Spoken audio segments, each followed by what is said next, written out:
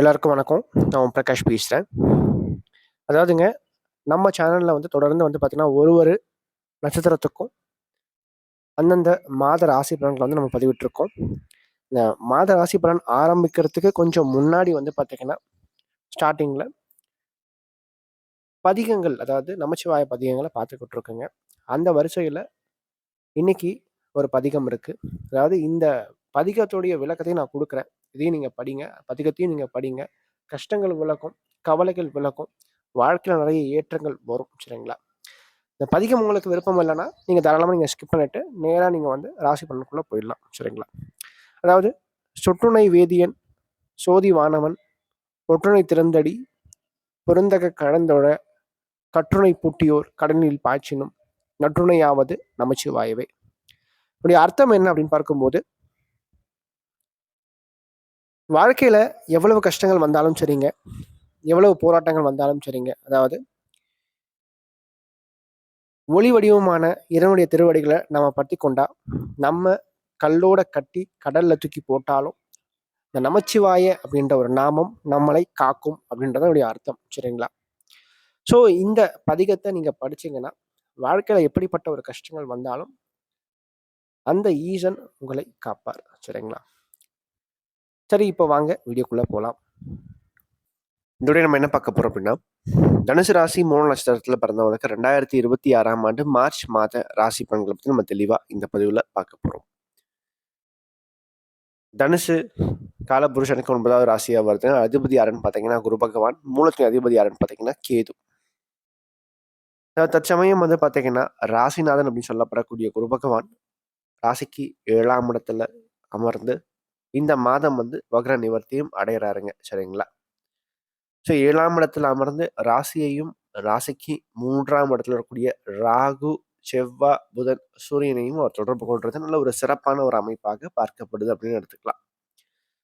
இப்போ மூலத்தை பொறுத்த வரைக்கும் இந்த நாள் வரைக்கும் உடைய வாழ்க்கையில இருந்தவங்க தடைகள் தற்போது விலகும் அப்படின்னு எடுத்துக்கலாம். சரிங்களா? விடாமுயற்சியோடு போராடுகின்ற ஒரு குணத்தை இந்த ராகு செவ்வாயினுடைய ஆதிக்கங்கள் கண்டிப்பாக கொடுக்கும். எதுலையுமே அவ்வளவு சீக்கிரம் கிவ் அப் பண்ணிட்டு போக மாட்டீங்க. சரிங்களா? அதாவது மீண்டும் மீண்டும் முயற்சி செய்து வாழ்க்கையில முன்னுக்கு வரக்கூடிய தன்மையை இது கண்டிப்பா கொடுக்கும். ஒரு போராட்டமான ஒரு குணத்தை கண்டிப்பா கொடுக்கும் அப்படின்னு எடுத்துக்கலாம். உங்களுக்கு ஒண்ணு வேணும்னா அதை அடையக்கூடிய ஒரு தன்மையை, அடையக்கூடிய ஒரு சூழ்நிலையை இது மிகைப்படுத்தி கொடுக்கும்.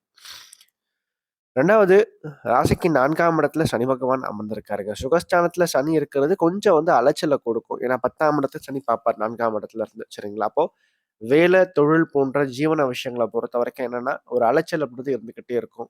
கொஞ்சம் மற்றவங்களோட நீங்க அதிகமா உழைக்கக்கூடிய, ஓடக்கூடிய ஒரு தன்மையை இது மிகைப்படுத்தி கொடுக்கும் அப்படின்னு எடுத்துக்கலாம்.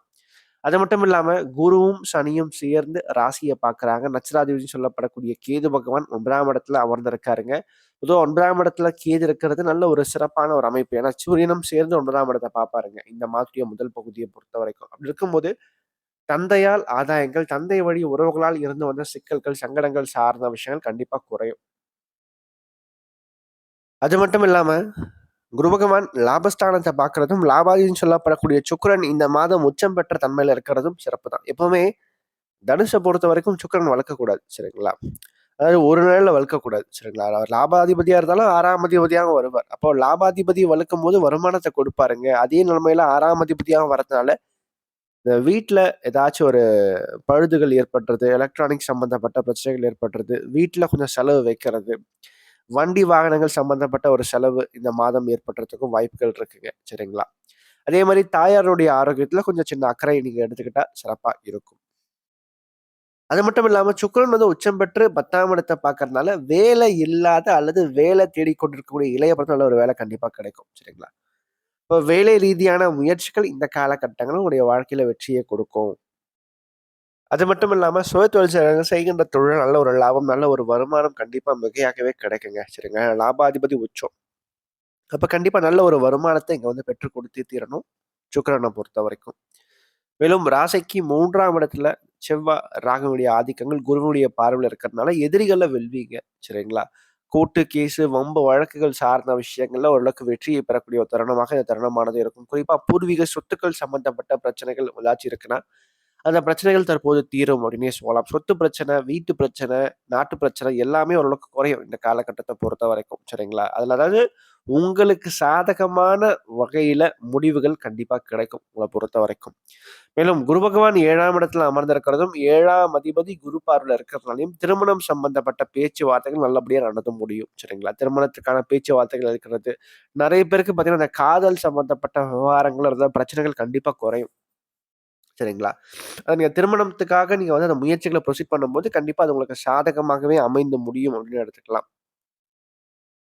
அதற்கடுத்து வந்து பார்த்தீங்கன்னா, 4ஆம் இடத்துல இந்த சனி, சுக்கிரனுடைய சேர்க்கை இருக்கிறதால, படிப்பு சம்பந்தப்பட்ட விஷயத்த பொறுத்தவரைக்கும், கல்வி சார்ந்த விஷயங்கள பொறுத்தவரைக்கும், இந்த மார்ச் மாதம் வந்து கொஞ்சம் டிஸ்ட்ராக்ஷன்ஸ கண்டிப்பா குடுக்குங்க படிப்புல. சரிங்களா?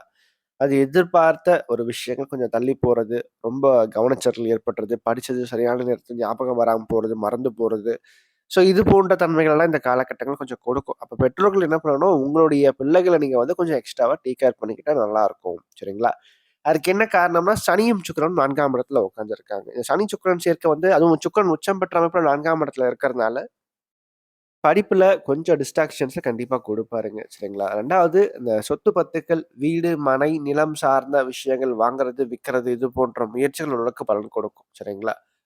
அது மட்டும் இல்லாம ராசிக்கு 9ஆம் இடம் வலுக்குதுங்க. 9ஆம் இடத்துல கேது இருக்காருங்க. முருகர் வழிபாடு, விநாயகர் வழிபாடு அதிகமா மேற்கொள்ளுங்க. நிச்சயமா உங்களுடைய வாழ்க்கையில இருக்கக்கூடிய தடைகள் கண்டிப்பா விலகும். நல்ல ஒரு மாற்றம், நல்ல ஒரு முன்னேற்றங்கள் உங்களுடைய வாழ்க்கையில கண்டிப்பா உருவாகும் அப்படின்னே சொல்லலாம்.